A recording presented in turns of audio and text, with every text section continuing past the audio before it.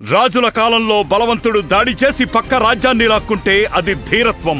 అదే ప్రజాస్వామ్యంలో బలవంతుడు బలహీనుడి సొత్తు కాజేస్తే అది దౌర్జన్యం. అలాంటి దౌర్జన్యం మితిమీరి జనం పీడింపబడుతున్నప్పుడు ఆ జనం నుంచే ఓ శక్తి ఉద్భవిస్తుంది. ఆ శక్తిని కొందరు రౌడీ అంటారు, మరికొందరు సంఘ విద్రోహక శక్తి అంటారు, మరికొందరు దేవుడు అంటారు. అలాంటి శక్తిగా ఆవిర్భవించిన వ్యక్తి మన అంబర్పేట శంకర్.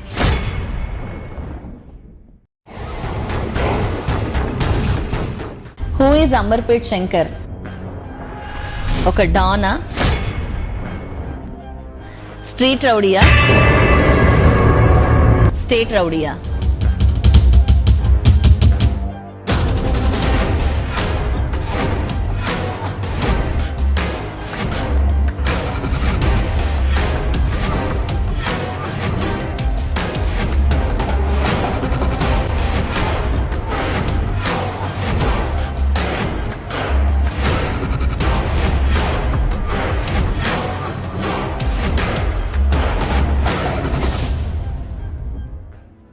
మామూలు శంకర్ నుంచి మెకానిక్ శంకర్, మెకానిక్ శంకర్ నుంచి అంబర్పేట్ శంకర్ గా మార్చిన సంఘటన ఏది మీ జీవితంలో?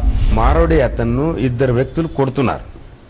నేను లేచి ఎదిరించి అత్యంత దారుణంగా మీ కాళ్ళ నరాలు కోసేసినప్పుడు, అలాంటి రక్తపు మడుగులో మీరు పడున్నప్పుడు మిమ్మల్ని ఎవరు కాపాడారు? అంటే ఈ నరాలు కట్ చేసిన తర్వాత మళ్ళీ ఇద్దరిని కొట్టానండి. భువనగిరిలో మీపై జరిగిన దాడి అప్పట్లో పెను సంచలనం సృష్టించింది. నన్ను ఇలా చేతులు పట్టేసి నన్ను స్టాపింగ్ చేశారండి. ఇక్కడి నుంచి ఇక్కడ వరకు మేము చనిపోయినాం అనుకుని వదిలేసి వెళ్ళిపోయారు. మొత్తం బ్లడ్, పేగులు కూడా బయట పడిపోయాయి. మీ నేర చరిత్రను ఆయుధంగా వాడుకొని ఓ ప్రముఖ రాజకీయ నాయకుడు ఎమ్మెల్యేగా గెలిచారంట. కానీ ఇది ఎట్లా చెప్దాం? ఇదే రాజ్యసభ సభ్యుడు ఎవరు చంపుతాడు? మీరు ఒక రాజకీయ నాయకుడు కాదు, అలాగే ఒక స్టార్ సెలబ్రిటీ కాదు. కానీ ఇంత ఫాలోయింగ్ ఎవరికి ఉంది అని అప్పట్లో సీఎం మీ గురించి ఎంక్వైరీ చేశారంట.